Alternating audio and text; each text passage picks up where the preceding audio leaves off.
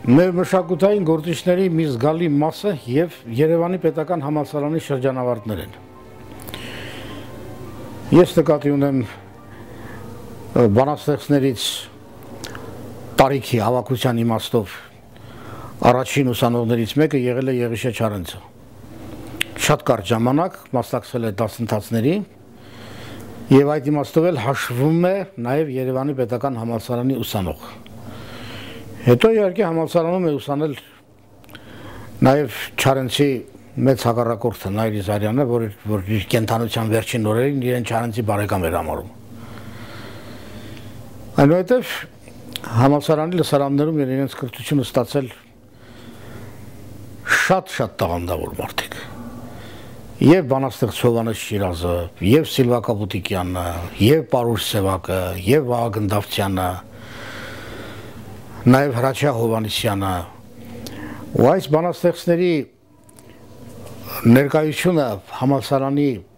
շրջանավարտների ցանկում իսկապես մեծ պատիվ է բերում։ Ես Երևանի պետական համալսարանի հետ առնչվել եմ 1960-ական թվականների սկզբներից։ Դե այն ժամանակ գրական հակումներ ունեի, չնայած սովորում էի էլեկտրոնային հաշվիչ մեքենաների տեխնիկումում։ Համալսարանի հետ առնչվել եմ գրականության բերումով, որովհետև մեր գրական մշակութային կյանքի կարևորագույն կենտրոններից մեկն էր համալսարանը։ Այլ բան է, որ Երևանի պետական համալսարանը եւ հայագիտության, եւ հասարակական մյուս գիտությունների, եւ բնագիտության ուղղություններով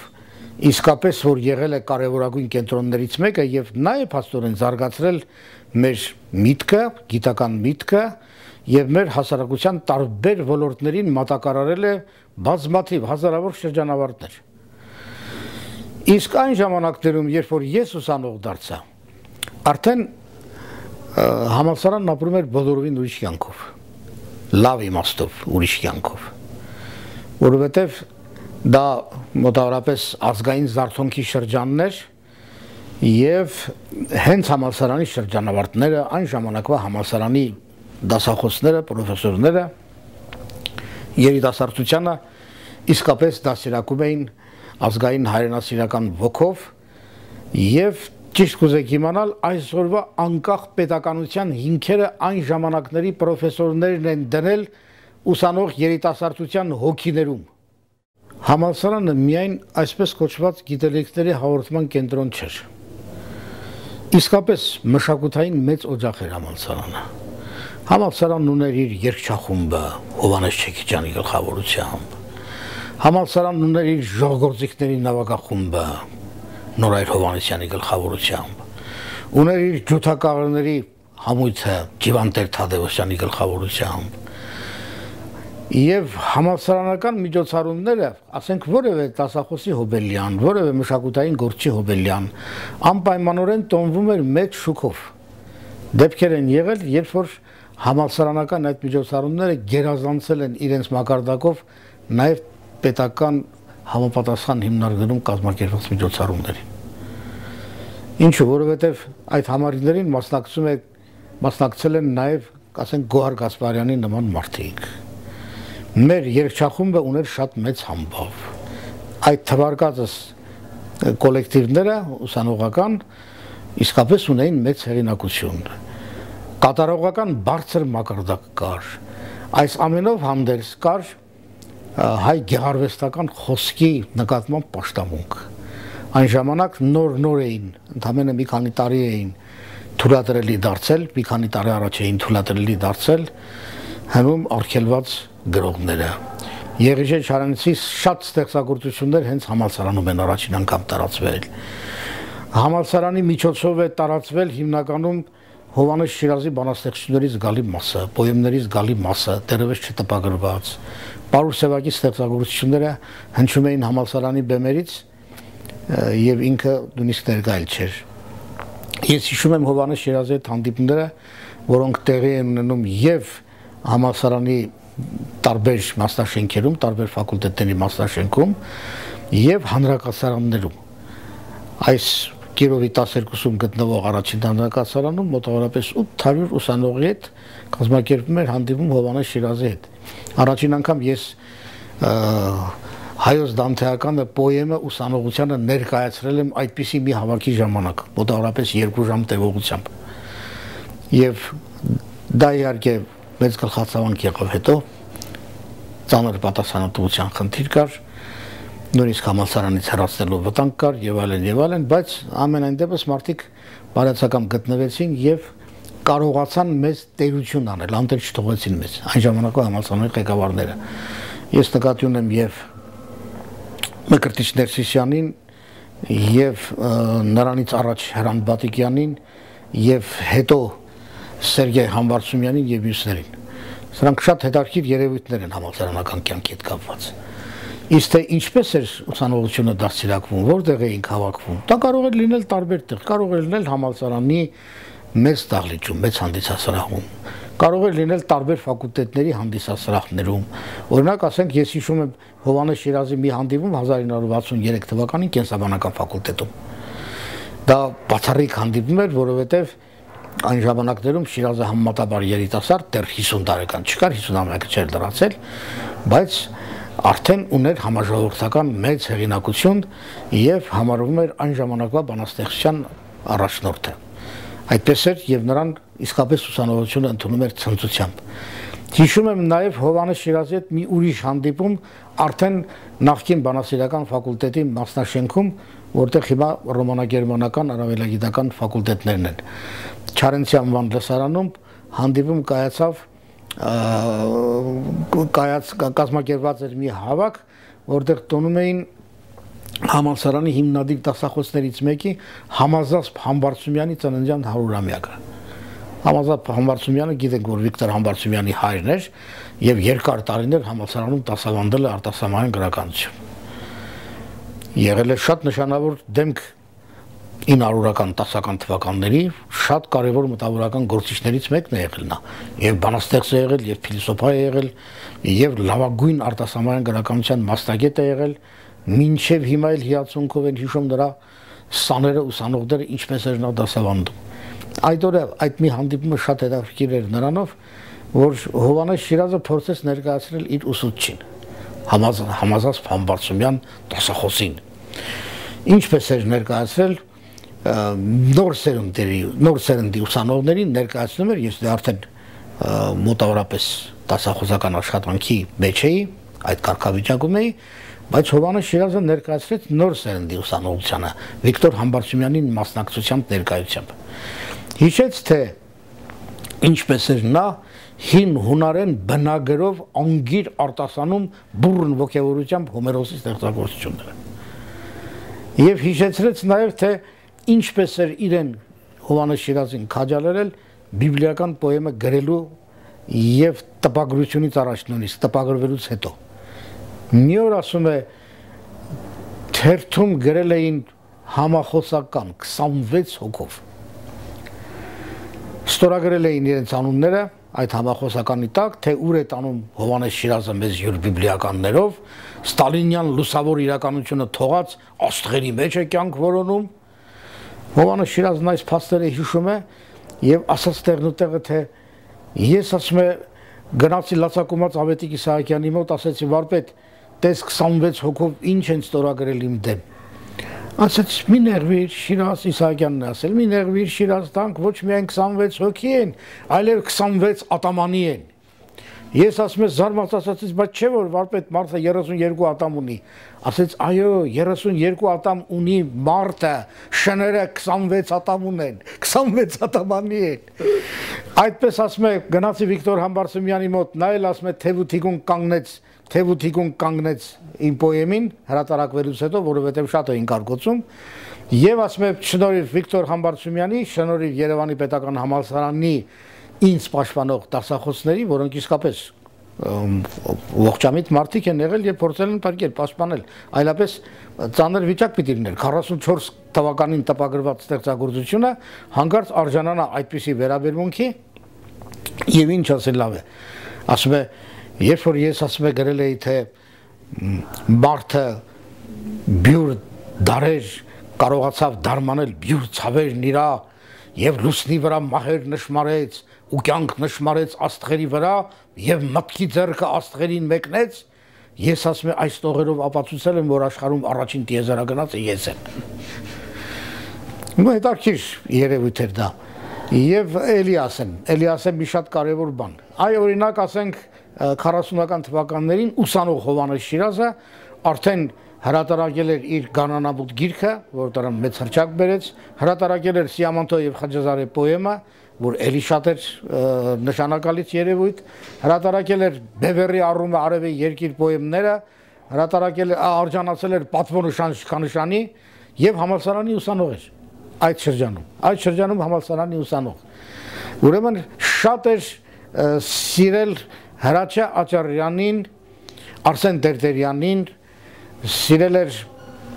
ուրիշ շատերի, բայց հետաքրքիր ուսանող է Շիրազը։ Օրինակ ուսանող ընկերները պատմեցին մի դեպք, գնացել է տրամաբանությունից քննություն հանձնելու, դասախոսը անունը չեմ հիշում այս բան։ Հարցրել է, ասել է Հովհաննես Շիրազ, որ եկել ես տրամաբանությունից քննություն հանձնելու, գոնե գիտես ինչ է դատողությունը։ Սա էլ անկազմակերպ ուսանող, բայց շատ կազմակերպված բանաստեղծավարի պատասխանել ասել է, սերելի դասախոս ասել է, դատողությունն է, որ ես ունիմ դու չունիս։ Այս տեսակ պատասխան, բայց օրինակ ասենք Աճարյանի դասերին նստել է, ուրեմն Ավետիք Իսահակյանը հատուկ խնդրել է Հրաչյա Աճարյանին, որ Շիրազին գրապար սովորեցնի։ Աճարյանը հանձն է արել եւ իսկապես նա գրապար սովորել է այնպես, որ կարողանա խորենացի կարդալ բնագրով, կարողանա նարեկացի կարդալ բնագրով։ Նա իմիջայլոց գրապարի իմացության մեջ շատ հմուտ էր։ Շատերն ասում են, թե անդուրջ էր, անկազմակերպ էր, տակետ էր, անգրագետ էր, մեծամիտ էր, դա խորհրդային ժամանակներում Շիրազի անվան շուրջ ստեղծված մի առասպել էր, կենթանի լեգենդ, որ իներցիայով, ներուժով փոխանցում էր սերնդից սերունդ, հələ մինչև հիմա էլ այդ հիշողությունը դժբախտաբար ոմանց շուրթերից հնչում է։ Բայց Աճարյանը գոհ էր եղել նրա գրապարի իմացությունից այնքան, որ թույլ էր տվել, որ դասերի ժամանակ, եթե ձանձրանում է, ինքը զբաղվի իր գործով, այսինքն բանաստեղծություն գրի։ Եվ Արսեն Տերտերյանն էլ նույն կերպ էր վերաբերվել, ընդ որում ինձ նվիրեցին Արսեն Տերտերյանին նվիրած Հովհաննես Շիրազի Երգ Հայաստանի գիրքը։ Գիրքը լույս է տեսել 1940 թվականին, 41 թվականին հատուկ մակագրությամբ Շիրազը գրել է. հայ գրականագիտության կենթանի կլասիկին սիրելի ընկեր Արսեն Տերտերյանին իր անառակ աշակերտից Հովհաննես Շիրազից։ Այսպիսի մակագրությունը կա, բարեբախտաբար այդ մակագրությամբ գիրքը պահվում է ինձ մոտ հիմա։ Ես վերադառնամ 60-ական թվականներին, երբ որ ես էի ուսանող, ուրեմն իսկապես դարթունքի տարիներ, իսկապես այն ժամանակների համալսարանը իմիջիալուց առաջնորդն էր։ Բոլոր երիտասարդության առաջնորդն էր, ամբողջ երիտասարդության առաջնորդն էր, ամեն լավ բան դուրս էր գալիս համալսարանից։ Համալսարանում էին կենտրոնացված մեր լավագույն գիտնականները եւ բնագետները եւ հասարակագետները եւ լեզվաբանները, օրինակ ասենք անձամբ ես ունկնդրել եմ շատ նշանավոր համալսարանականների։ Իմ բախտը բերել է այդ իմաստով, ինձ գրականություն դասավանդել են Վաչեն Նալբանդյանը, ես հերթականությամբ եմ ամոնում, առաջին կուրսում,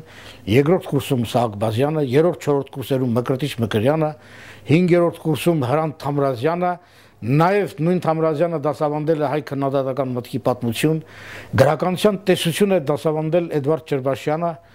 բացառիկ մասնագետ այդ բնագավառի եւ շատ համակրելի անձնավորություն, անձամբ ինձ դասավանդել է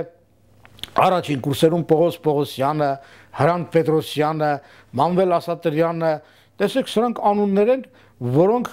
այսօր ափսոս որ չկան, բայց նրանք գիտելիքների հետ միասին նաև վարվեցողություն, մարդավարություն էին սովորեցնում ուսանողին։ Նրանք ուսանողին հորպես էին նայում, հարազատի իրավունքով էին նայում, եթե դիտողություն են անում կշտամբում էին, ուրեմն իսկապես իրավունքով էին անում եւ ոչ ոք դրանցից չէր վիրավորում, չէր նեղանում, որովհետեւ այդ նույն մարդիկ նույն մարդկանց, նույն ուսանողներին ում նեղացրել էին, օգնում էին ամենանախ պահերին եւ թույլ չէին տալիս, որ հանկարծ որևէ մեկը սխալ գործի։ Բայց այդ նույն մարդիկ իրենց վարքագծով օրինակելի էին։ Օրինակ Գևորգ Ջահուկյանը օրինակելի էր գիտական կարգապահության եւ դասախոսական իմաստով։ Շատ օրինակելի էր Էդվարդ Աղայանը եւ իր մարդկային նկարագրով եւ իր շատ համակրելի բնավորությամբ։ Համալսարանը բոլոր գիտությունների ասպարեզում էլ միշտ եղել է առաջնորդ, միշտ եղել է ավանգարդում։ Եվ այն անունները, որ քիչ առաջ ես թվարկեցի, Ջահուկյան, Աղայան, Հարամ Թամրազյան, Էդվարդ Ջերբաշյան, դրանք իսկապես վիթխարի մեծություններ են։ Մեծություններ, որոնց գիտական աշխատությունները վաղուց դուրս են եկել Հայաստանի սահմաններից։ Նրանք ունեցել են իրենց ուսուցիչները, ինչպես օրինակ ասենք Աճարյանը եւ Աղայանի եւ Ջահուկյանի համար, եւ Գուրգեն Սևակի համար նաեւ Աճարյանը պատկերացրեք, երբ որ Վաչե Պարտեզունին Երևանի համալսարանի դասախոսների դեմ գրել էր իր սոսկալի հոդվածը 1937 թվականի հոկտեմբերի 6-ի ավանգարդ թերթում տպագրված։ Միայն վերնագիրն ասեմ, պատկերացրեք։ Համալսարանը մաքրել ժողովրդի թշնամիներից։ Սա վերնագիրն է։ Եվ պարզվում է, որ ժողովրդի թշնամիներ են Հրաչյա Աճարյանը, Սիմոն Հակոբյանը, ժողովրդի թշնամի են Մանուկ Աբեղյանը, ժողովրդի թշնամի են բոլոր նշանավոր հայագետները։ Դրանցից պիտի մաքրել համալսարանը։ Նույնիսկ անամոթաբար գրել էր, թե Գուրգեն Սևակը անամոթաբար իրեն թույլ է տալիս ասելու, թե Անտուան Մեյի մահից հետո Հրաչյա Աճարյանը այդ բուրժուա նացիոնալիստը աշխարհի մեծագույն լեզվաբանն է։ Ես ինչու եմ այս փաստը հիշում։ Հիշում եմ, որովհետև իսկապես Աճարյանը աշխարհի մեծագույն լեզվաբաններից մեկն էր, գրելով իր հայերենի համեմատական քերականությունը աշխարհի 562 լեզուների համեմատությամբ։ Եվ իրենց ընդհանուր լեզվաբանության դասագրքերով Աղայանն ու Ջահուկյանը իսկապես կարողացան հասնել մեծ բարձրության եւ Էդվարդ Աղայանի լեզվաբանության դասագիրքը ամբողջ խորհրդային միության մեջ հանձնարարվում էր որպես բուհական դասագիրք։ Սա այս մակարդակն է եղել։ Իսկ այն, որ Աճարյանն իր արմատական բառարանով, հայոց անձնանունների բառարանով, Գևորգ Ջահուկյանն իր համանման բառարանով, ընդհանուր լեզվաբանության դասագրքերով, նույն Էդվարդ Աղայանն իր արդի հայերենի բացատրական բառարանով, գրաբարի քերականությամբ, արդի հայերենի հոլովումը եւ խոնարհումը աշխատությամբ եւ էլի շատ գործերով իսկապես որ նվաճել է շատ կարևոր բարձունքներ եւ սերունդների համար ստեղծել է մեծ գիտական կապիտալ, այս բառի ամենալավ հասկացությամբ։ Այդպես իրենց աշխատություններով մեր գրականագիտական միտքը հարստացրել են Էդվարդ Ջերբաշյանն ու Հրանտ Թամրազյանը։ Հրանտ Թամրազյանը 40 եւ ավելի գրքերի հեղինակ, մոտ 400 հոդվածների հեղինակ։ Չկա հայ գրական կյանքի, հայ գրականության մի այնպիսի բնակավար, որտեղ Հրանտ Թամրազյանն իր վետարական խոսքը ասած չլինի։ Եվ սրանք ուսուցիչներ են եղել, որոնց կենթանի խոսքը ես ինքս եմ լսել, իմ սերնդի մարդիկ են լսել, եւ բարեբախտաբար դա տևել է տասնամյակներ եւ սերունդները դաստիարակվել են նրանց իմացությամբ եւ նրանց մարդկային նկարագիրը օրինակ ունենալով։ Այնպես որ Երևանի պետական համալսարանում այսօր նրանց սաներն են շարունակում գործել, այսօրվա սերունդն էլ ունի բնականաբար իր ուսուցիչները, որոնք այդ իմ թվարկած նախորդ մեծությունների իսկապես օրինական ժառանգներն են գիտության ասպարեզում, դասախոսելու ասպարեզում։ Եւ Երևանի պետական համալսարանը հայության կյանքում իսկապես ունի շատ կարևոր դեր։ Այն իմաստով, որ եւ մեր գիտական, գաղափարական մտքի կենտրոնն է, եւ իսկապես կադրերի պատրաստման դարբնոց է։ Երևանի պետական համալսարանն է առաջին արձագանքում աշխարհում տեղի ունեցած գիտատեխնիկական նորությունների։ Երևանի պետական համալսարանն է արձագանքում հասարակական գիտությունների բնակավարում տեղի ունեցած նորությունների։ Այս բոլորը շատ խնդիրներ ծագում են հենց համալսարանական լսարաններում, համալսարանական լաբորատորիաներում Մարդիկ չգիտես ինչու մոռացել են, որ 1926 թվականին Հովհաննես Ադամյան անունով մի ֆիզիկոս Երևանի պետական համալսարանի լսարաններում ստեղծել է առաջին գունավոր հեռուստացույց։ Սա երևույթ է, չէ՞։ Երևանի պետական համալսարանում իր աստղագիտական առաջին փորձերն է կատարել ակադեմիկոս Վիկտոր Համբարձումյանը։ Մանավանդ այն աստղասփյուռների տեսությունը, որի հեղինակն էր ինքը, այդ գաղափարը ծագել է Երևանի պետական համալսարանում, որ նա գործադրում էր արդեն բյուրականի աստղադիտարանում եւ այդ ճանապարհով էլ արժանացել է համաշխարհային ճանաչման։ Այնպես որ Երևանի պետական համալսարանը մեր հանրապետության, մեր ժողովրդի ամբողջ աշխարհասփյուռ հայության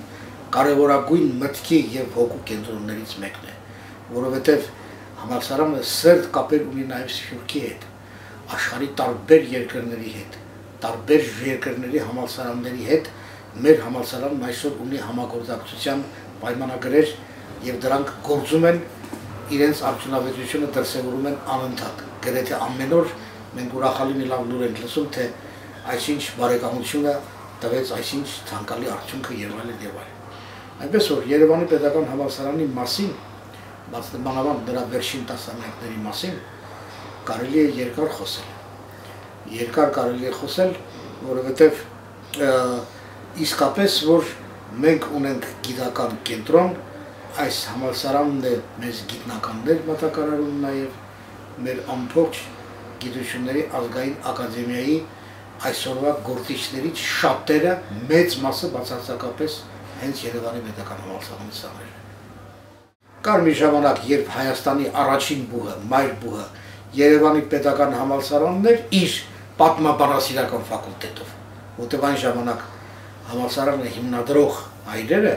ասենք Նիկոլ Աղբալյանի նման լուսամիտ մի մարդ, շատ լավ էր հասկանում, որ ինչ է պետք այս ժողովրդին։ Նախ ուրեմն բանասիրություն, պատմագիտություն եւ դրանից հետո նոր բնական գիտություններ։ Բայց հետո համալսարանը զարգացել է արդեն զուգադրելով եւ հասարակական եւ բնական գիտությունները, այսպես կոչված հիմնարար բնական գիտությունները եւ հասարակական գիտությունները։ Մենք փառք Աստծո